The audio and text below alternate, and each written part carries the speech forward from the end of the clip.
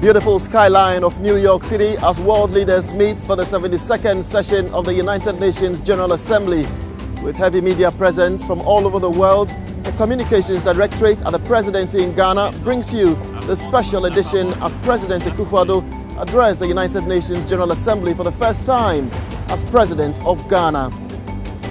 Hello, I'm Jefferson Saki in New York, and you're welcome to this special edition coming to you today right in front of the 39-story Secretariat building on 42nd Street and 1st Avenue in Manhattan. The mission today is to bring you details of President Akufo-Addo's participation of the 72nd United Nations General Assembly, and it starts right now.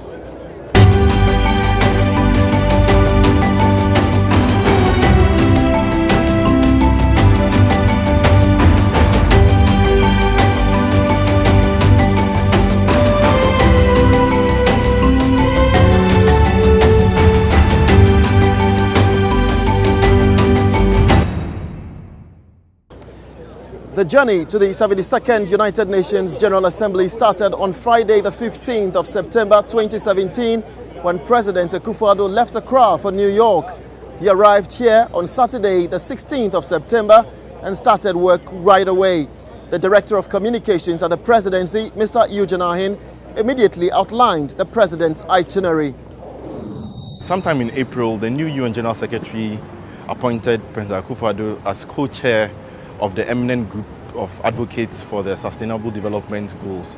The first meeting of the advocates will be held at the UN General Assembly, basically to mobilize political will across the entire world for support of the SDGs. We know that, God willing, by 2030, there are 17 developmental goals that have been put forth by the UN, for which almost all countries on the world have subscribed to. So at least the policies, the measures, everything we have to put in place to ensure that by the year 2030, all these sustainable development goals, 17 in total, are achieved. At least should be done. The requisite political will to make sure that all African leaders, all heads of state across the world subscribe to this particular SDGs and make sure that it's implemented for the well-being of their peoples. And one of the SDGs speaks also about the empowerment of women and girls. And we know that with the president being the AU Gender Champion for 2017, we know that he's also going to espouse certain things that he's been doing in Ghana with regards to policies and programs and measures we are putting in place to ensure that at least we empower the Ghanaian woman and the Ghanaian girl child to ensure that they also access whatever needs they have to access to improve upon their lives. And that's the Director of Communications at the Presidency, Mr. UNGA, giving details of the President's itinerary on the first day of arrival here in New York. Well, as eminent member of the United Nations Development Goal, President Akufo-Addo held meetings with the UN Secretary General Antonio Guterres on progress made so far as the SDGs are concerned.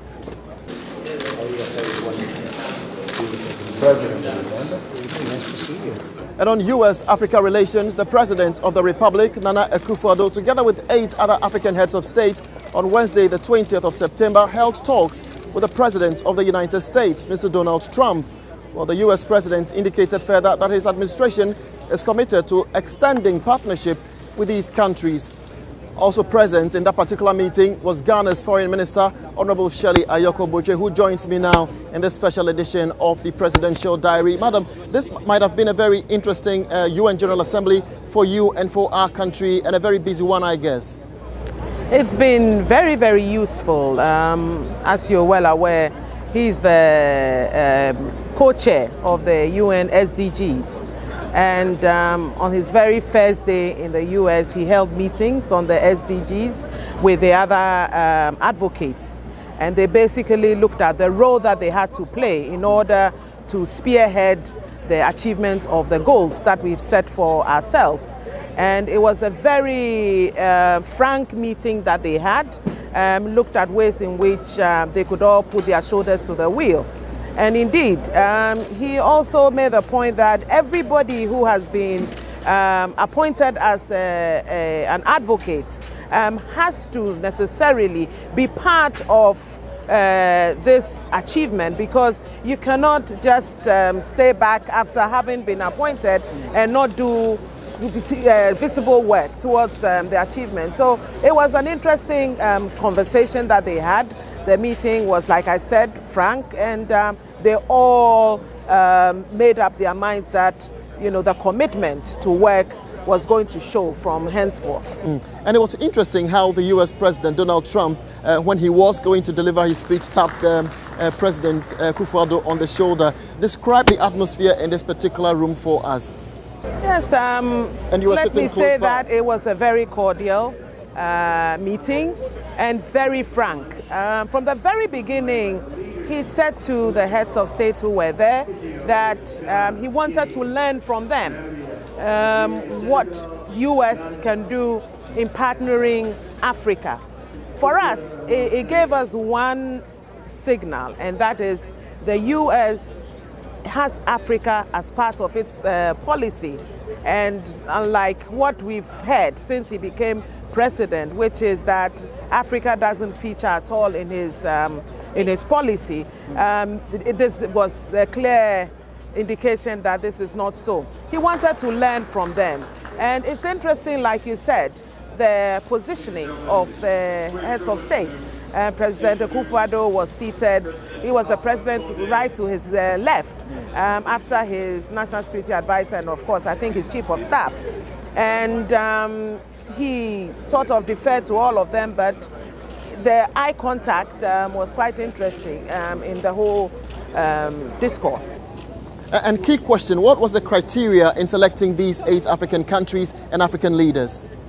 I believe that it's not to say that the others are not important, but I think that those who are around the table come with a special kind of prominence in African affairs. And I think that was key. You had the AU chair there, President Alpha Conde. You had Ghana's President Akufo-Addo, who represents Ghana, which is a beacon when it comes to democracy.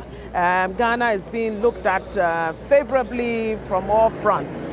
And it cannot be said that a meeting of that sort would happen without Ghana being there. Then, of course, you had big economies like Nigeria, like South Africa there, and important economies also like Cote d'Ivoire, and so on and so forth, Namibia. So I think it was a good mix, representing all the different parts of the continent. And of course, it brought to the fore those who actually are in the forefront of democracy. Honorable Shelley Ayoko-Botwe, Minister of Foreign Affairs in Ghana, many thanks for joining me today on this special edition, and wish you all the best. On Monday, the 18th of September, the President of the Republic also delivered a keynote address at the 5th International Conference on Sustainable Development at a packed auditorium of the Earth Institute at Columbia University here in New York. He stated that African countries would have to change the structure of their economies from raw material dependent economies to industrialized value-added economies if they are to fully finance the implementation of the 17 UN Development Goals. Truth be told, the full implementation of the SDGs in Africa cannot be done with a mindset of dependence. This has to change, and it begins with identifying our priorities and implementing them. Our first priority must be to change the structures of the economies on the continent, which are dependent largely on the production and export of raw materials. It is this reliance on raw materials that feeds our dependence on foreign aid and subjects us to the politics of the West. We cannot be doing the same thing over and over again and expect a different result. Africa needs to transform stagnant, jobless economies built on the export of raw materials and unrefined goods to value-added economies that provide jobs, to build strong middle-class societies and lift the masses of our people out of dire poverty. There are many amongst us who cannot accept that it is only Asians who can engineer their transition from poverty to prosperity in a generation. We're determined to emulate that in our generation in Africa and ensure that succeeding generations of Africans will be neither victims nor pawns of the international economic order. Indeed, the project should be Africa Beyond Aid. Let it serve as the impetus for reshaping the continent and charting a new path of growth and development and freedom, which will lift the long-suffering African masses out of poverty into the realms of prosperity and dignified existence. Once again, I thank you sincerely for making me a part of this conversation. Thank you, and may God bless us all.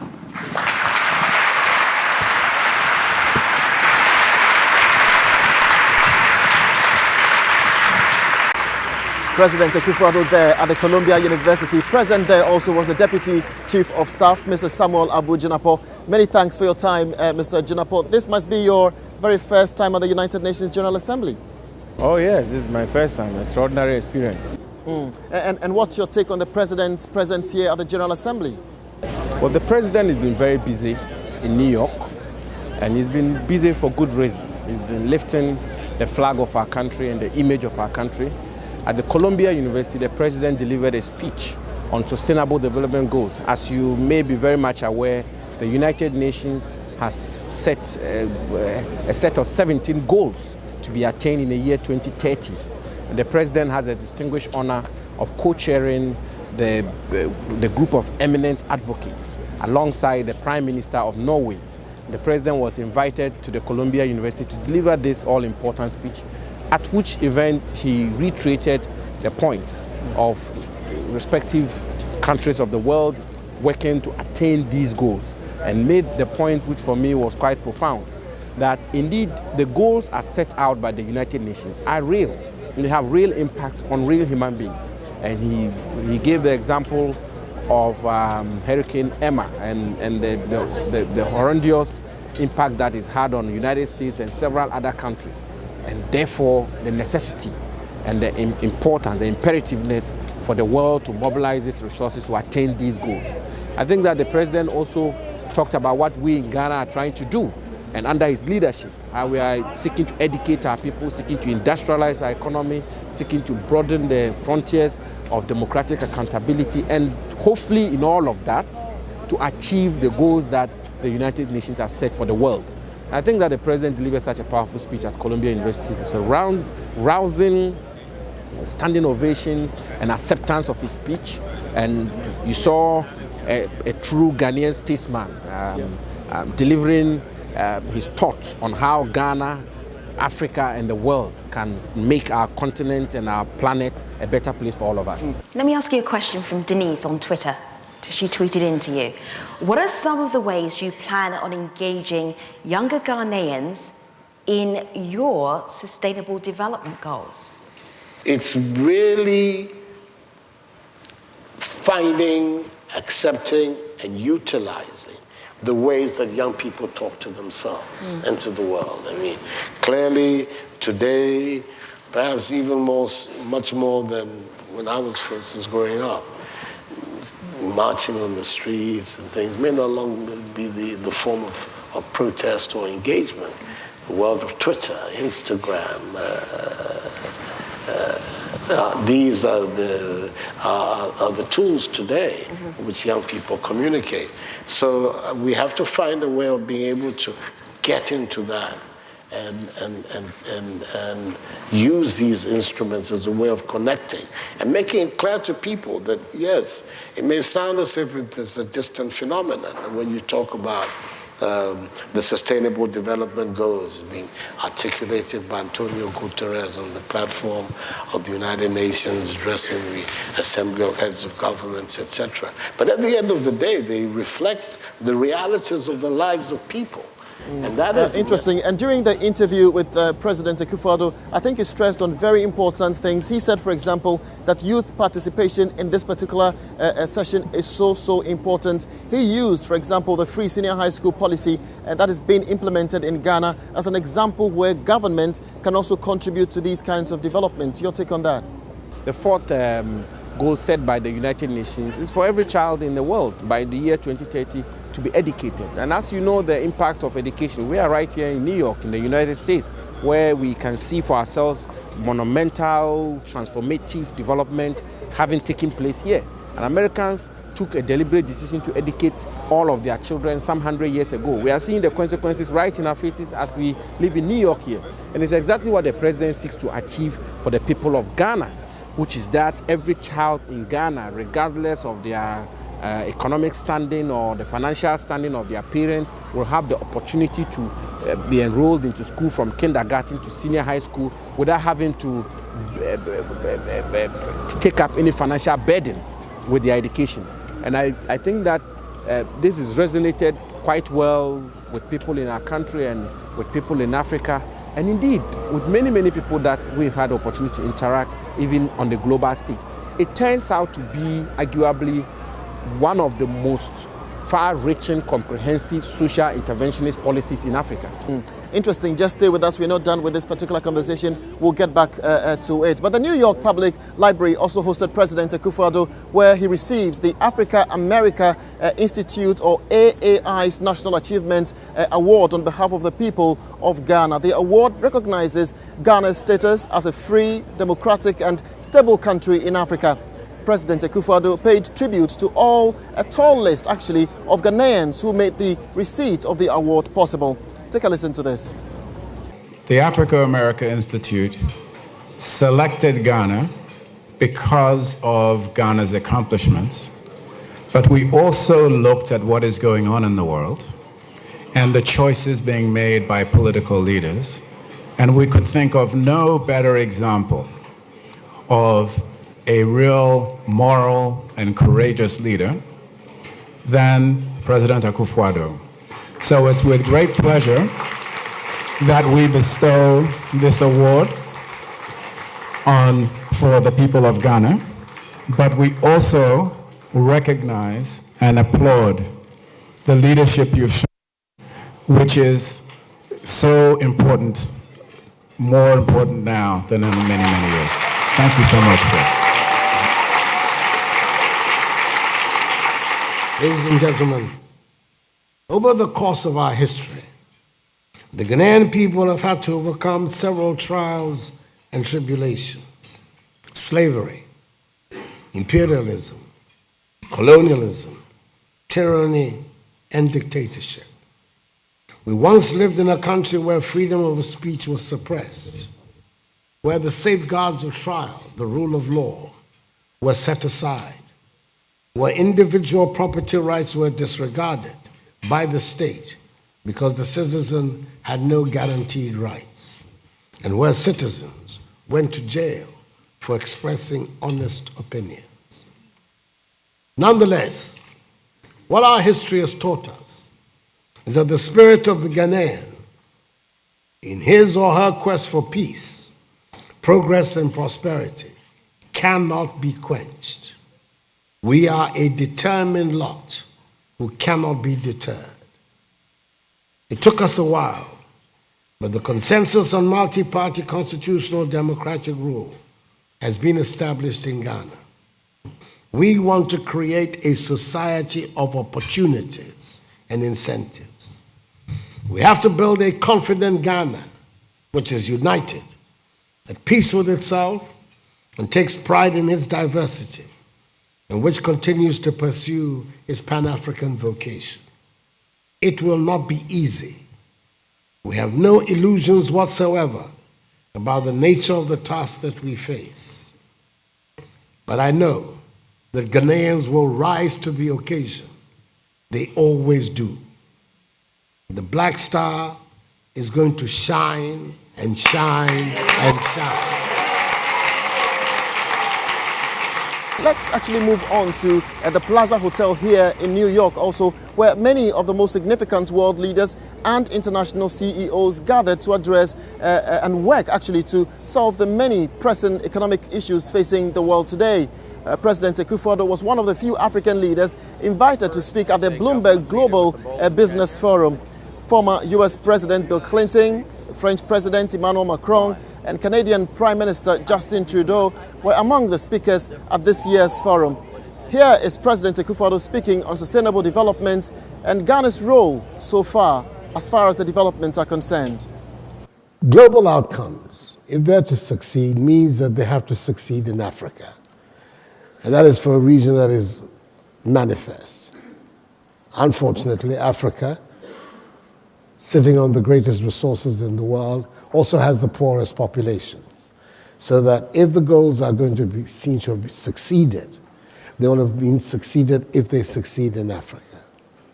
I think that the most important consideration for those of us who have been given the privilege of political leadership is to find a way of selling the goals to our populations as something that has a direct impact on their life.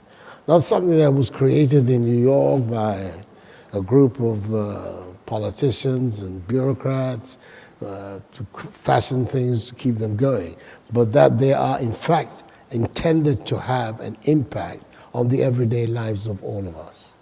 There's some, obviously, that can have directly a greater impact than others, and which are also measurable. As far as I'm concerned, the most important of them, of course, is education. If we can, and it is eminently feasible, be in a situation where by 2030 we can say that all of Africa's children are in school and having access to good quality education, the impact of that on the development of the continent and on the quality of life of the people would be enormous. It's an important development in world history, and for myself, well, to some extent I have a professional interest. I'm the co-chair of the group of advocates, the eminent group of eminent persons that Antonio Guterres has put together to sell the SDGs to the world. But it is something that is a major challenge. It's something that I believe is worth doing, and the obvious benefits of it to the global community are obvious. So I'm grateful for the opportunity to come and share some thoughts about this with you. Thank you.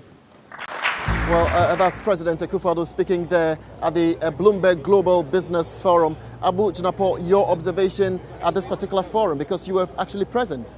Very extraordinary experience and very important platform.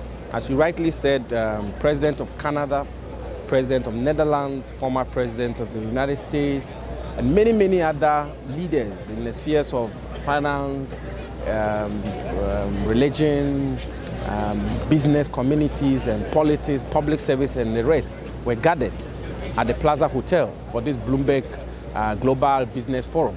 And I think that it was such a remarkable platform for the President to deliver very profound observations about sustainable development goals. The President made one very important point, which I believe is worth reiterating, which is that Ghana and Africa are going to have to find intelligent ways of building our own economies, that we're going to have to find intelligent ways of adding value to our produce and ensuring that we get a maximum benefit from the value chain of the produce that we generate in our respective countries.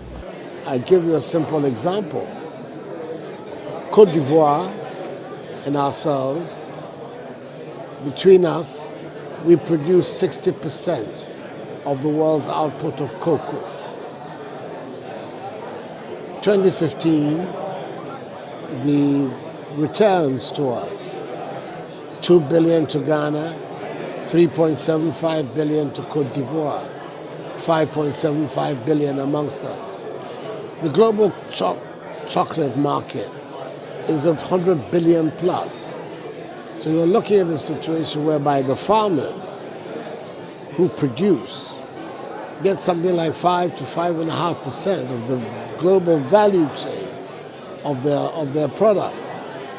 Something is not right there, and we need to do something about it. What can you do? Do you need to renegotiate with the big suppliers, with the makers of chocolate? I think that we have to perhaps make the chocolate ourselves.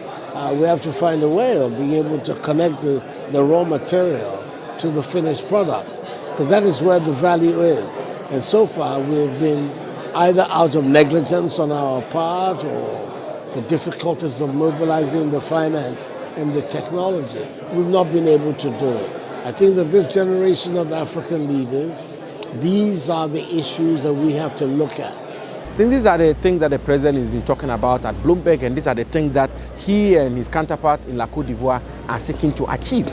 It is a vision that is articulated so brilliantly, which is a Ghana beyond aid and an Africa beyond aid. And the tools, it's not just rhetoric, it's not just sloganism. it's a vision that he is putting in place the requisite tools to achieve. And one of the examples is what he is seeking to do in the cocoa industry, amongst many others. Au nom de l'Assemblée générale, j'ai l'honneur de souhaiter la bienvenue à l'Organisation des Nations Unies à son Excellence Monsieur Nana Addo Dankwa Akufo-Addo, président de la République du Ghana. Je l'invite à présent. Well, on his big day at the UN General Assembly, President Akufo-Addo highlighted several interventions being pursued by his government since he assumed office. He also touched on socio-economic development in Africa. Ghana was the first country in sub-Saharan Africa to gain her freedom from colonial rule. This year marks the 60th anniversary of that independence. And it is auspicious that I'm addressing this assembly for the first time on the birth date of our historic first president, Kwame Nkrumah, a day we have set aside to commemorate him. We believe it is time Africa comes of age and holds its rightful place on the world stage. This Africa will be neither a pawn nor a victim.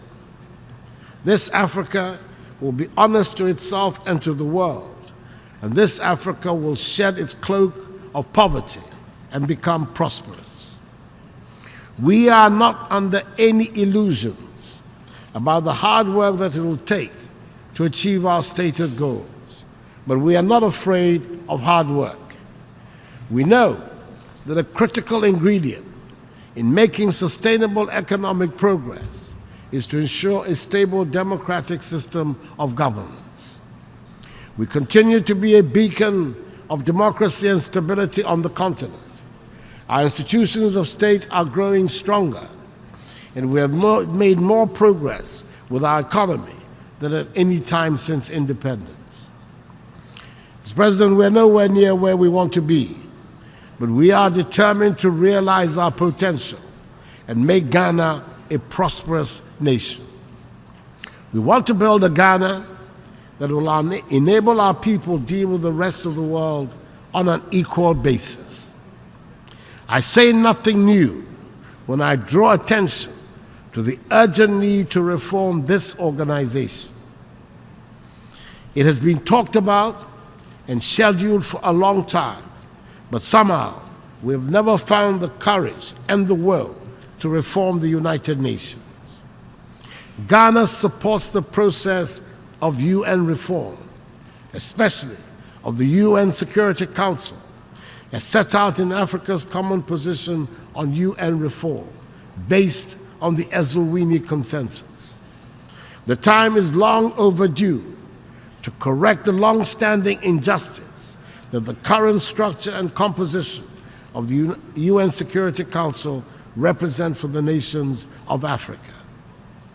We cannot continue to preach democracy and fairness around the world. We cannot insist on peace and justice around the world when our global organization is not seen by the majority of its members as having a structure that is just and fair. It is indeed seen by many as helping to perpetuate an unfair world order. This organization provides the best vehicle for the world to manage its many varied problems, and we would undermine its credibility and fail in our duty if we do not reform the United Nations.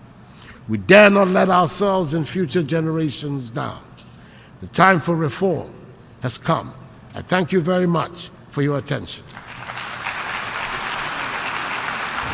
And that's President Akufo-Addo there addressing the United Nations General Assembly for the first time as President of the Republic of Ghana. Well, this may not be his first time of speaking here at the United Nations. Back in 2006 and 2007, he also presided over as the President of the United Nations Security Council. Mr. Abu Jinapor, Deputy Chief of Staff, is still with me here. The President might have said it all.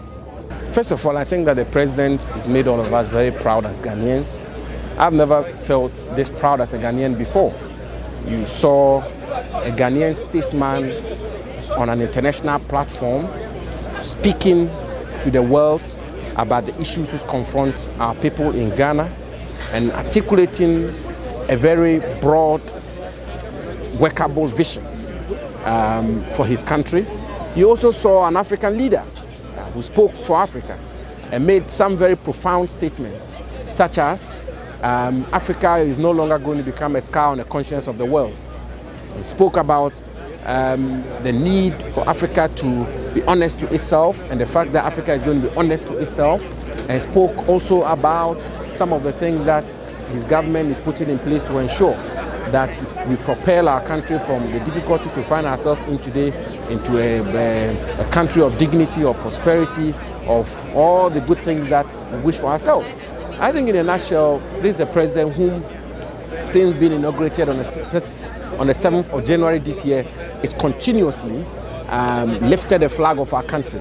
And today in New York, and today at the hall of the United Nations before world leaders, President Nana Addo Akufo-Addo once again lifted the image of our country, lifted the flag of Ghana, made every Ghanaian very proud, and made myself very proud, and spoke to truth and spoke to vision that he has for Africa and for Ghana. I think we can all be proud and we can all celebrate him. It was a speech which was devoid of sectarianism, it was devoid of division, it was devoid of pettiness, and it spoke to the bigger issues, the big issues, the matters which should agitate the minds of Africans and the minds of Ghanaians. I think this is a great day for the Republic of Ghana. Samuel Abu-Jinapo, Deputy Chief of Staff, Office of the President in Ghana, many thanks for your time and enjoy your stay here in New York City. And on that note, we end today's special edition, coming to you today from the United Nations headquarters in New York City, the 72nd session of the United Nations General Assembly. Log on to www.presidency.gov.gh and the other social media platforms, Facebook, Twitter, as well as Instagram for more updates. I'm Jefferson Saki. Thank you so much for joining us for this special edition of the Presidential Diary. See you next time. Oh,